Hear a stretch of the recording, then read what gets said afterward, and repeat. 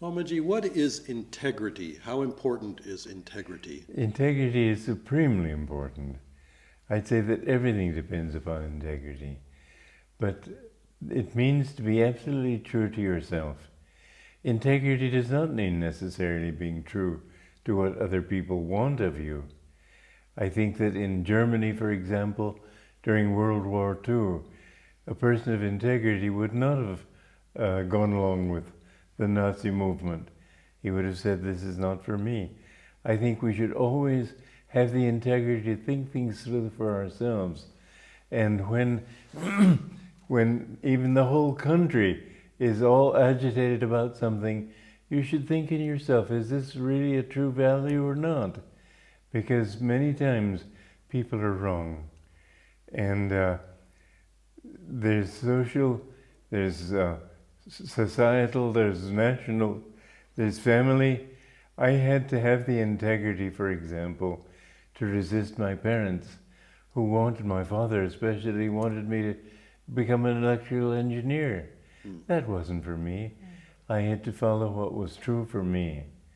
And that meant even going against his will and displeasing him very much, but I had to do it because this was my destiny.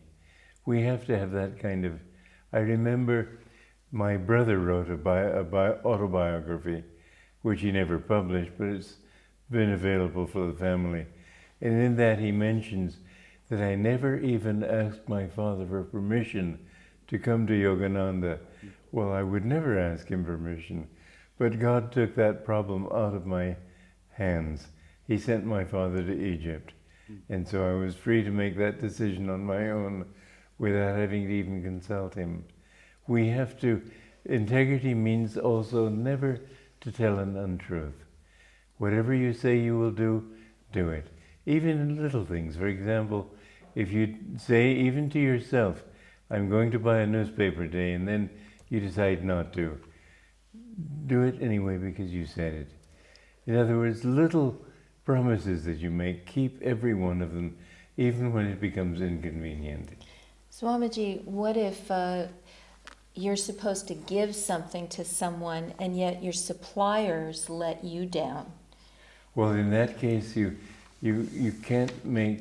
You may be supposed to give it, but you should say, I'll give it to you if I can.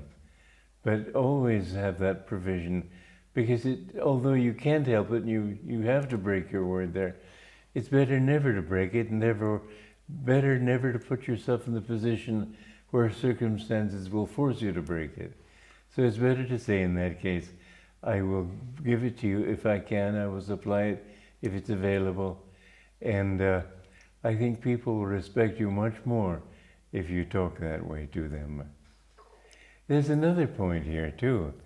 Truthfulness is quite different from being factual. For example, if you're in the hospital and are very ill, and I come in and I say, Joe, you look terrible. that won't help him. He may feel, oh dear, and push him over the edge. So speak the beneficial truth. And if you can't, for example, with him, you don't want to say, you look great. He doesn't look great. But you can say that I think you could look worse. You can get away with that one, maybe. And if somebody asks you a question, yes or no, and the answer is that if you say yes, you will be condemning somebody's life. Better to tell a lie. In that case, you will be... Truth is always beneficial. And so, in that case, it's better to say something that isn't factual, because truth will always be beneficial. Fact may be unbeneficial, harmful even. So one can be a bit affirmative in certain situations, yes, because it's something, a possibility. My guru told the story, for example, of a hermit meditating under a tree. And a man came to him and said, please help me. I'm being chased by assassins and I have to hide from them. He climbed up the tree. And then the assassins came and said, where is he? And he didn't want to tell a lie. And they forced him to say it, so he went like that. He had to suffer hell for that. Oh. Because he did a wrong thing. So in that case, it would be better to say, even point that way. You don't have to say he went that way, you can just point. But in some way, you mustn't do something that will be harmful for another person. Truth will always be beneficial. And is there a power that develops by always speaking the truth? When you're in tune, when you speak the truth and try to have complete integrity, that puts you in tune with what is. And you find that you develop the power, that your words have materializing power. If you say a thing will happen, it will happen. That merely saying that it's going to be so makes it so. Swamiji, I want to ask. In other words, if you're ill, I am well, and you can become well with that affirmation. If I'm obligated to fight in a war, I may be obliged to kill someone in the defense of my country. Is that still? Killing is not. It's all finally comes down to attitude. Ahimsa is one of the qualities it's the Indian version in India of the Ten Commandments. It's more specific actually toward better living. And it doesn't say just honor your parents, honor everybody. But what they, in this system it says ahimsa, non-violence. Well, you have to commit violence sometimes. You walk on the ground, you step on an ant, you can't see the ant, but you kill it. You kill a mosquito, which might give you malaria. Better to kill it. The important thing of the ahimsa principle is don't wish harm to it. Don't kill with anger. Don't kill with a wish to destroy. And it's the wish that is important. If you have to even kill a human being in such circumstances you've mentioned, in a war, at least don't wish ill to him. And then do it because it's the right thing for you to do at this time. Can you offer any other habits that we can develop, like being truthful, that will help us? Well, I think that if I'm truthful to people, then I will try to see their truth too. And I will try to see them as they are, rather than as I would like them to be. And if they themselves are deluding themselves, for instance, somebody who says, well, I didn't really steal because it's really doing him good, it'll teach him not to lock his car to next time, let's say. You know that's self-justification and untrue self-justification. But nonetheless, if you accept that that is his truth, then you can try out of kindness to help him to be more truthful. You can't say, come off it, that's a lie.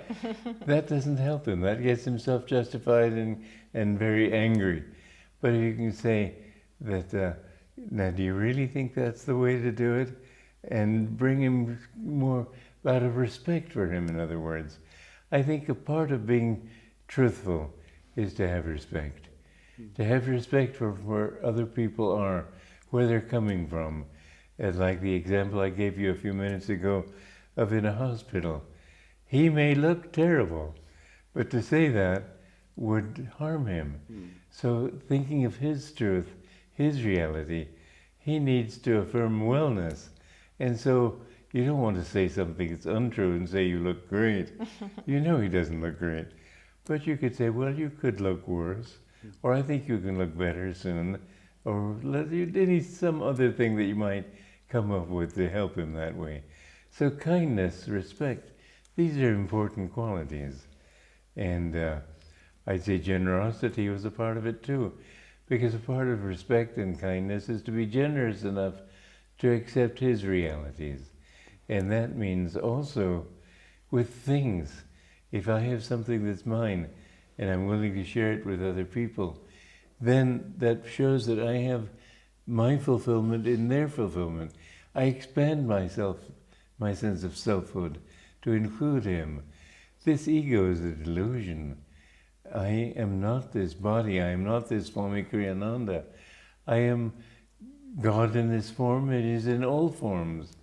And if I can get rid of this ego, then I can become in tune with him who is everywhere. So the more generous I am, that's one way of expanding my ego to include all beings. That's why Jesus said we should love our neighbor as ourselves. Love God, but love our neighbor as a part of that.